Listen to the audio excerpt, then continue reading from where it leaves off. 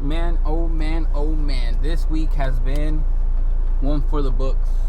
A lot of things have happened here at the shop, and I want to talk to you guys about some of the current experiences we've been having here at Vegaprint.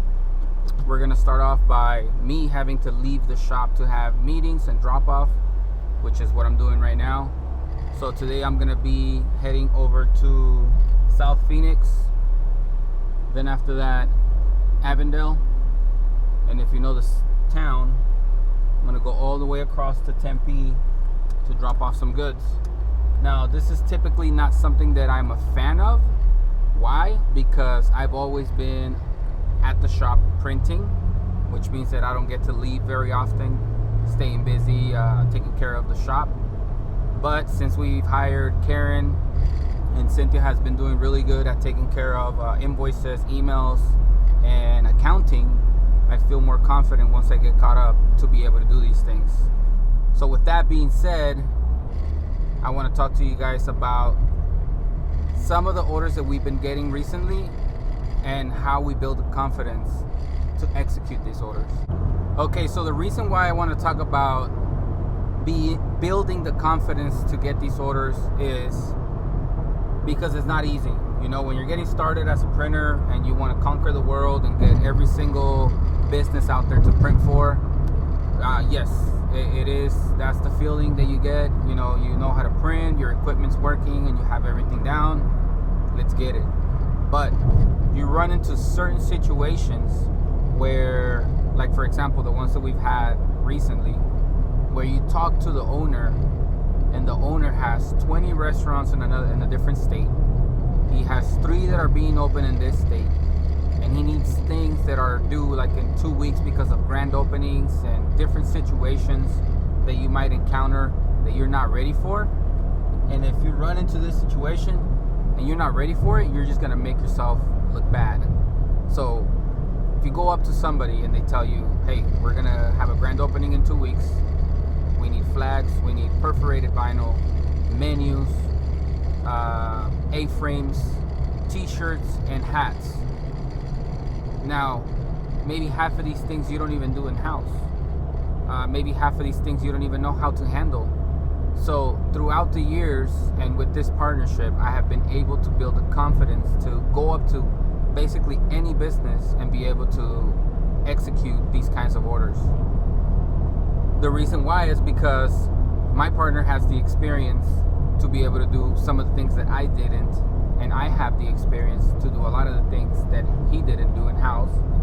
So now that we can do everything in-house and with both of our minds put together, customers like this don't scare us.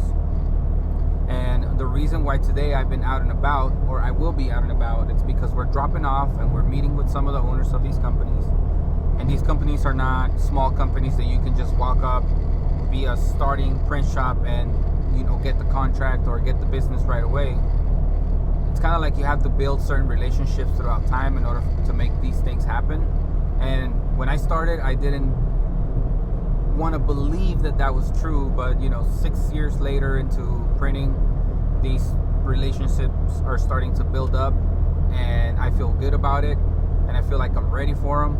So for example, these shirts that we have behind me are for a big company. They're one of the biggest indoor organic farming company here in the United States, and we started printing for them.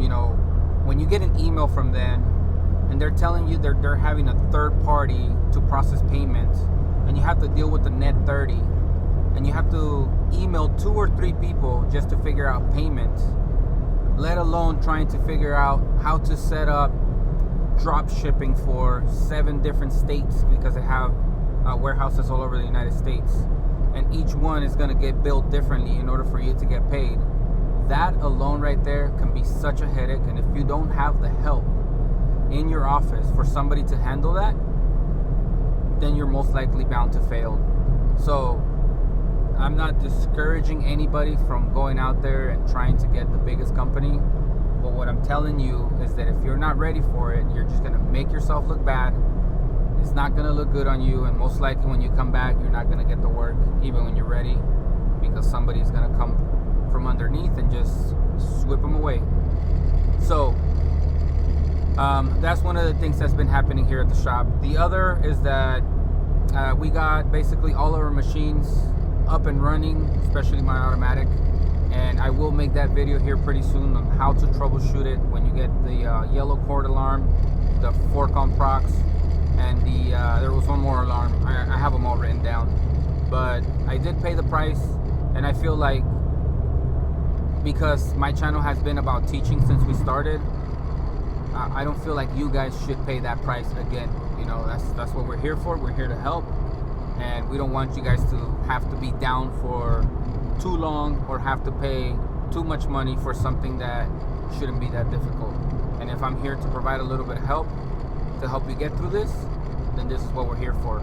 So I know there's many other things that I can talk about, and I don't want to make this video super long, but I did want to keep you guys informed of what's going on here at the shop. And you know, this is an experience here for me to have to deal with leaving the shop and meeting customers and dropping off and all this stuff. Another quick example here, it's we have another customer that owns about 7 locations here in Arizona, and he has worked with my partner in the past, but during our transition there was a lot of miscommunication and not getting back to customers, which is terrible. But we did such a good job at working with them when we did that they are being patient with us. It's been about 4 weeks since we got back to them, and they don't care to go anywhere else. So when you provide that kind of service and your customer is willing to wait, you know you have to take care of them. So now that I'm the one in charge, that I have to show up to these meetings, I'm gonna go up and I'm gonna compensate him for his patience, because he's a good customer. And you know, it's not like we're only doing 24 shirts for one restaurant. These guys order for all the restaurants, so we're doing basically everything they need. And if there's anything else that we offer that we can let them know, I'm pretty sure they're gonna go ahead and order that as well.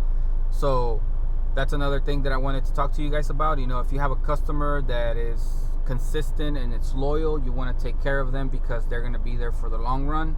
Not every customer's like that, and I'm sure you know when they're not. So when they are, take care of them and don't let them go. Compensate them, give them like a few items here and there, you know, in house, on the house, and I'm sure they're going to appreciate it. So